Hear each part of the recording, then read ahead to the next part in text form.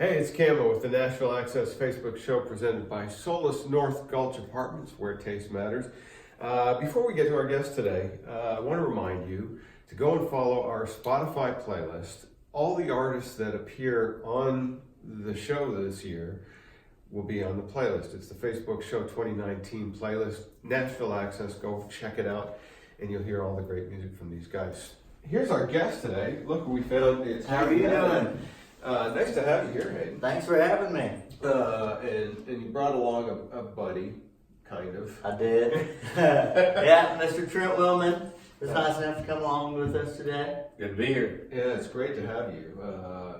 You're working with Hayden, and I was saying to you when I found out Trent's producing you, it's like, you scored. Yeah, I know. Yeah, I know. It's crazy the amount of work that he's done, especially with, these guys that I really look up to, and so once we got put in contact with Trent, yeah, I already knew who he was, kind of like you did, and I'm like, all right, this next one's gonna be awesome. So can't ask for much more. I think, to me anyway, it tells me the quality of an artist when they're working with you. Well, thank you. Because you have a track record, and a very solid track record. So for you to score Trent, that's amazing. Well, thank you. Yeah. So tell us about yourself. A lot of people that are watching may not have heard of you. So let's give them a breakdown. Right. Yeah. So I'm originally from the Dallas area in Texas, good old Texas. And anyways, yeah, music was never really a part of my life growing up. I only started doing the music thing about 1.5 years ago. Wow. And yeah, I mean, it's a different story than most people's. Most people grew up singing in the church choir or whatever. But like we were talking about, I go to Texas A&M, and so I got to Texas A&M for my freshman year and brought my little, I had a little mini travel size guitar. Brought that with me, and I was just bored one day. And at this point, no one had ever heard me play the guitar, or definitely never sing. My roommate was in his room studying, and I just pulled out the guitar and was just kind of beating on it a little bit, singing to myself. And next thing I know, there was a knock on my front door, and it was a young lady, our neighbor. And basically she was like, well, I didn't know you could sing and play the guitar. And I was like, I don't, And she's like, oh, come on, I heard you. And then my roommate, I guess, heard what was going on, so he came out of his room. That was his chance to embarrass me. And yeah, and so after about 30 minutes of a back and forth argument, I finally gave in and sang this young lady a song, and without me knowing it, my roommate recorded it and sent it out on social media and to family and friends, and played my very first show about a month later. I got to play 4 shows between the break of the House Jazz Band at a little jazz bar in Dallas. And it's actually funny, this past Saturday we just did a full band show, a little reunion show at that place. And actually ended up being an oversold crowd, so it was pretty fun. Wow. So, yeah. So, I mean, Trent, for you, a guy that's only been playing 1.5 years comes to you and says, I want to cut a record.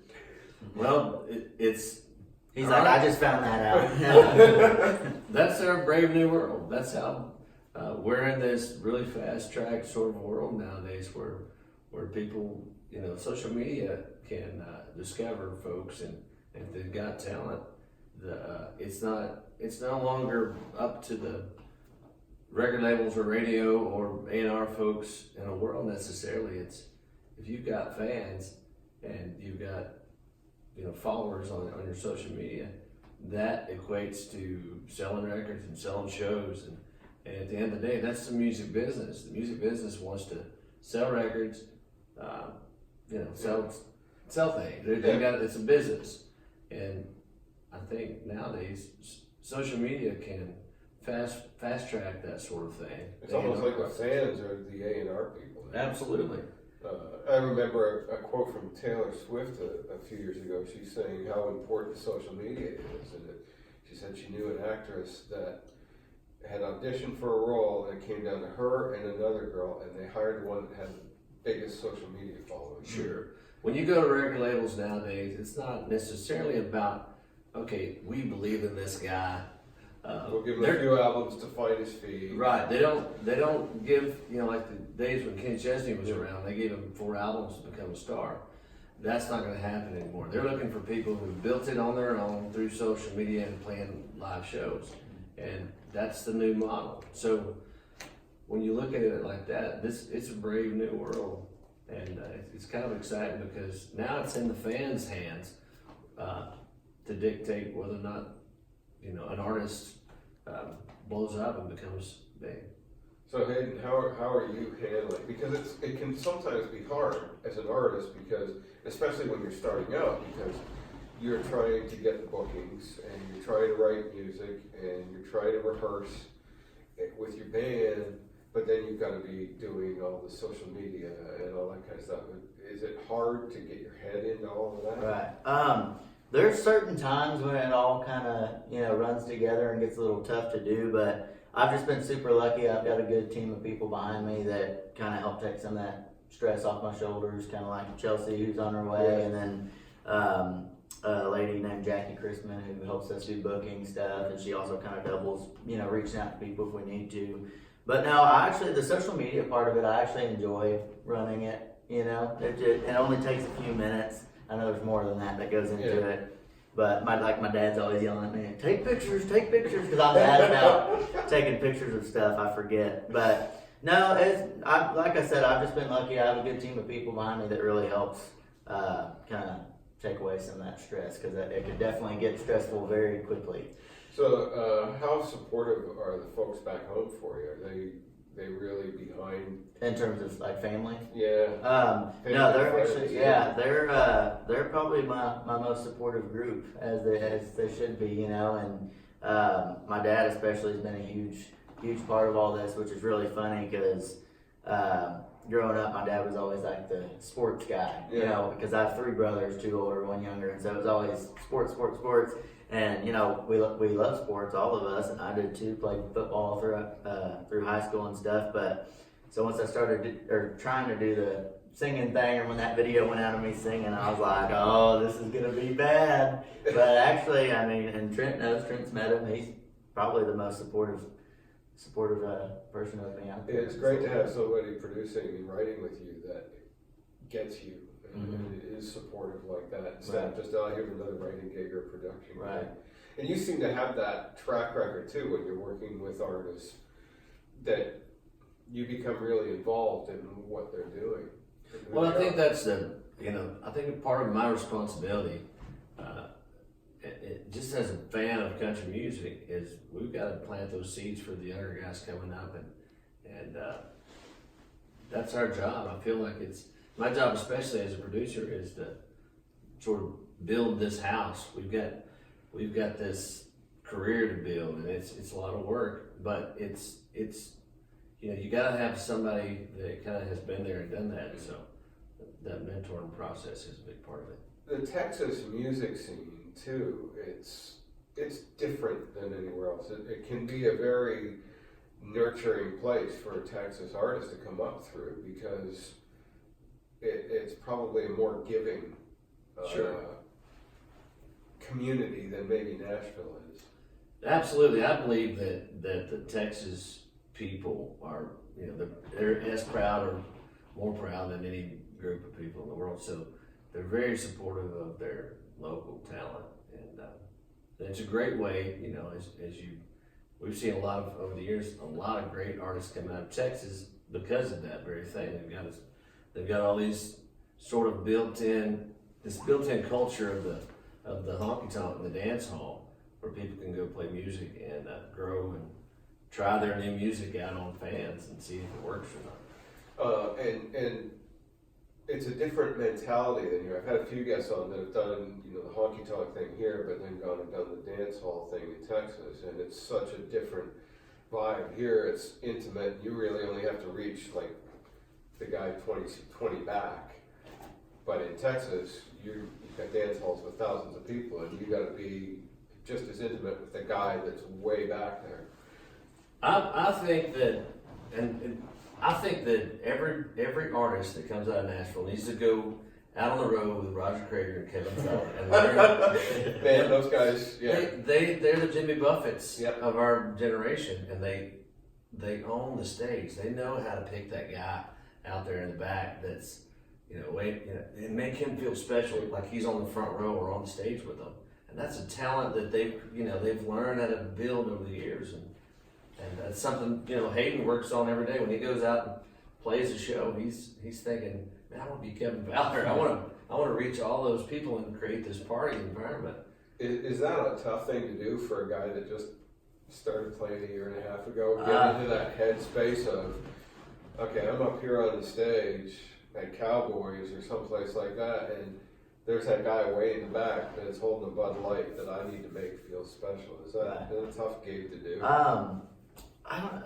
Luckily, the whole kind of performance side of things, and I'm not saying I'm a master at it by any means, but that whole thing, it kind of came to me like I, that's kind of how I knew maybe this was what I was supposed to be doing, because just I enjoy being on the stage and the whole just interacting with the crowd and the whole, all of it. It just kind of came to me. But like he said, every time you play a show, you're working on, how to interact with the people way in the back, or even the people up front, or how to get them to, the crowd to laugh or pay attention, clap, do whatever, just react in some way. But yeah, I mean, it's fun. That's part of the process, I guess, and it's a fun part of the process, getting up there and trying something new, seeing if the crowd likes it, but. One thing that you're really going to love is we have a lot of viewers in the UK, and they love Texas artists. Aaron has been over there, Aaron Watson, and Dale Watson is over there constantly, and Jack Ingram's been over there, just lots of Texas guys. And I think it came about from the time, I lived there up until 2011. And it was still a time when if George Strait released a record domestically here, you had to wait 2 weeks to get it over there. Gotcha, yeah. But the Texas artists were always there, and they were accessible. And if you wanted a signed CD, they'd send you a signed CD. And so I think that's why Texas music has grown really well over there. So it's a good market. Right. Mm-hmm. Yeah, it definitely is. Yeah, even on my Facebook page and Instagram and all that, we get a lot of people that are like, come to the UK. Yeah. So working on it. Yeah. Right. There's been such and I don't want to say resurgence, but kind of an explosion of Texas music lately. Cody Johnson, Cody Jinks, those guys are getting some serious headlines, and it's great for somebody that's coming up that's got the attention of a producer and writer like Trent Willmon to be able to kind of ride that in. Right. Yeah, Cody's one of those guys that I really look up to. He's been, it's kind of crazy because even before I started, way before I started doing the music thing, I think I've already told him this, but it was actually my older brother who's stuck at the hotel by himself right now. But anyways, he found Cody, I don't even know how, like Pandora or something, and it was either Diamond in My Pocket or Dancer Home, one of the two songs, and I think it was Diamond in My Pocket. And he came and played it in his truck when I was in it one day, and we're like, all right, this is pretty good. And then he started showing, playing it for the rest of my family, and then my whole family jumped on, and then, by the next thing you know, we were playing the whole album, and then we started going, I've probably been to, 12 Cody Johnson shows, and that's what I was telling him, is I remember the first one we went as a big group, my whole family, and it was at Billy Bob's, the largest honky tonk in Texas, and I don't even think it was half capacity, and it's like now I can't even play there because he'd sell too many tickets, we need something bigger. He holds the record now as the independent artist the only independent artist that is sold out the Houston Rodeo. Right.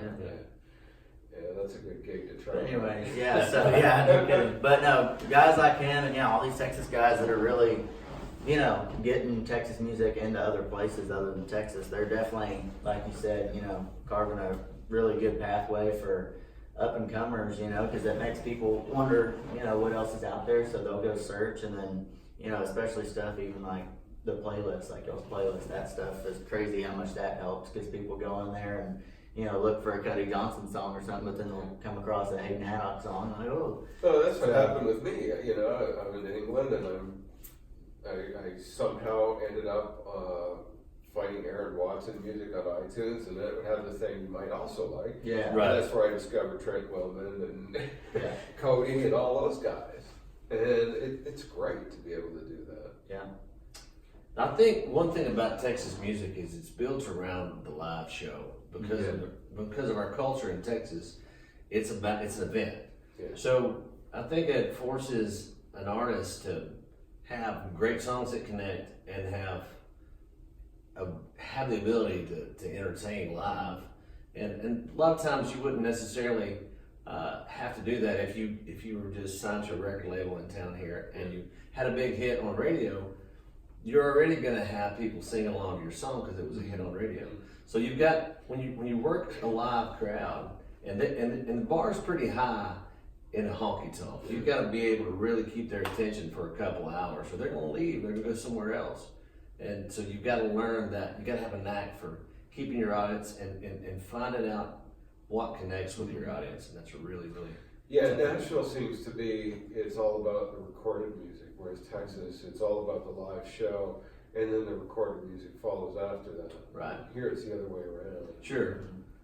Yeah, and I think that's the challenge here with this new group of young artists is we got to find a way to bridge that gap. We've got to make great music that you can play in France and in New York City, and it connects with an audience. But also, when you go to the live show, you get what you expect. You get that Texas, the experience that you expect. And there are some live acts that just never translate to record. Sure. They're incredible live shows, but I mean, that was Kiss's first problem when they started. The first album was flat, it did nothing, but it was Kiss Alive that broke everything open for them because they couldn't capture the live stuff on record. Right. There are a lot of artists like that. Sure. But you're really working hard to be able to, obviously working with Trent, you're learning the recording craft really well and the writing stuff. Yeah, because my first EP, I mean, going into the studio, that was like a culture shock. I didn't know what was going on, and what happens if yeah, I touch this button? Yeah, that's something that gets stressful. That is something that gets very stressful for me. Doing all that just because, I mean, the way that people have told me is that you're under a microscope, which you are. You got to sing one word exactly how you want it. Otherwise, you will notice it, and if you don't fix it, it's going to bother you for the rest of eternity because that song ain't going anywhere. And I'm just kind of an OCD type person, especially when it comes to music, And so going in there, I'm like, all right, it's got to be perfect. Yeah. But no, I'm super excited. Yeah, we're going to get in the studio here soon, and I'm super excited to see what we come out with. I think it's going to be an awesome project. We're finishing up getting some songs together.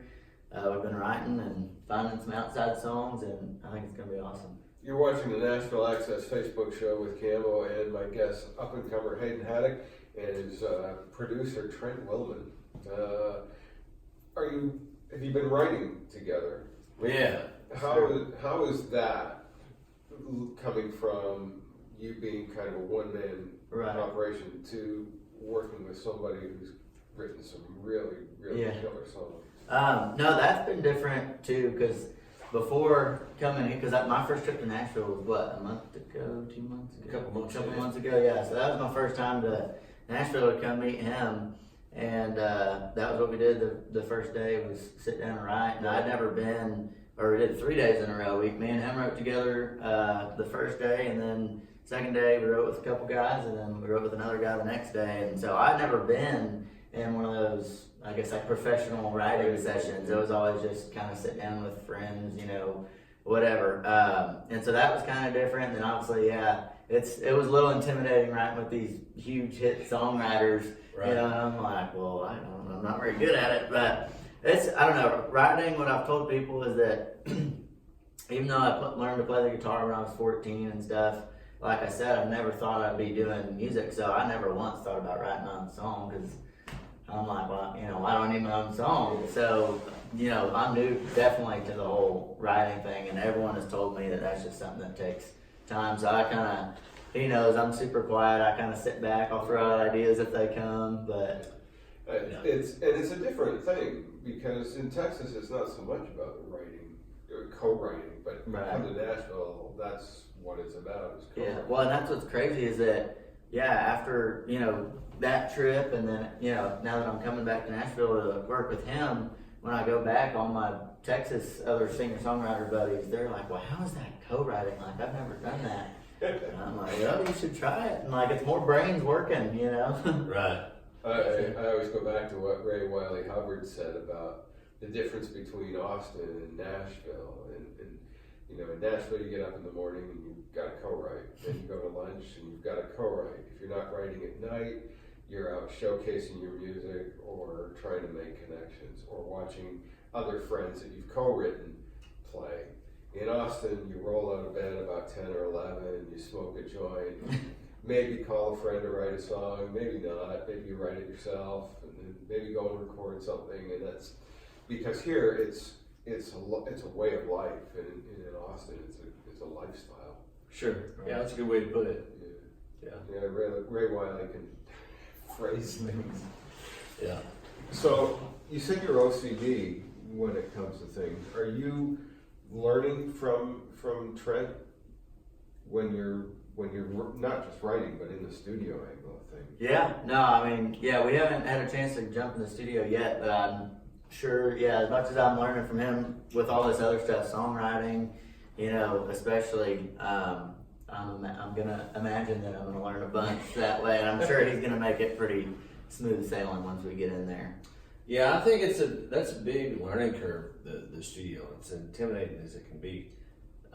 You know, the first time I went to the studio, I was just so nervous, and over the years, after doing it for so long, I just got real comfortable with it. And I think that's something that my goal is when I'm working with a younger artist, is to kind of alleviate some of that stress, because that's my job. I'm just trust me, this is gonna be fine. And so he's been great at the trust part of it. And that's a tough thing to do. What attracts you? Because you've, as well as working with big names, you work with a lot of rising artists. Well, I shouldn't say a lot, because you seem to be very selective about who you want to work with. What makes you say there's somebody that I want to be part of? Well, first of all, they got to have the passion that they, this is what I want to do. And I don't think, I think you've got to, when you go to the music business, you got to realize this is not just a hobby. This is something this is definitely something I want to do for the rest of my life. And because it takes that kind of commitment. Anybody can pick up a guitar and learn a few chords, and he decided to just kind of be a hobby guy. You know, a year and a half ago when he got to college, it'd be a whole different thing.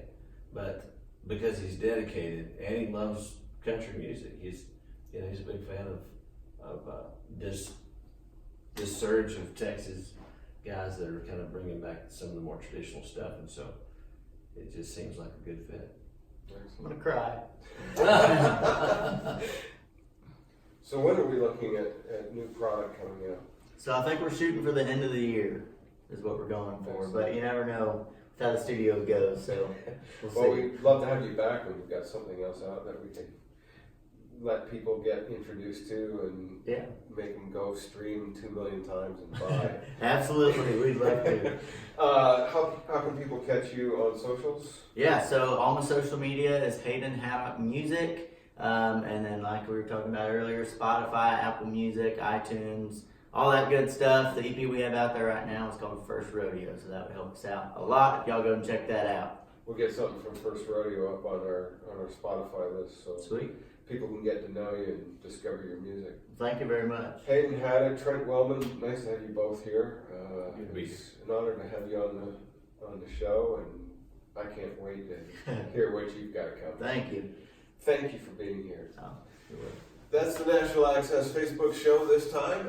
Thanks for watching. Make sure you catch me on Chris Country all across the UK every Sunday following the Bobby Bones show right at midday all across the UK, and in Tamworth, Australia on 88.9 Tamworth FM with Jody Crosby and John Wolfe Thursday mornings at 9:30. We'll see you next time.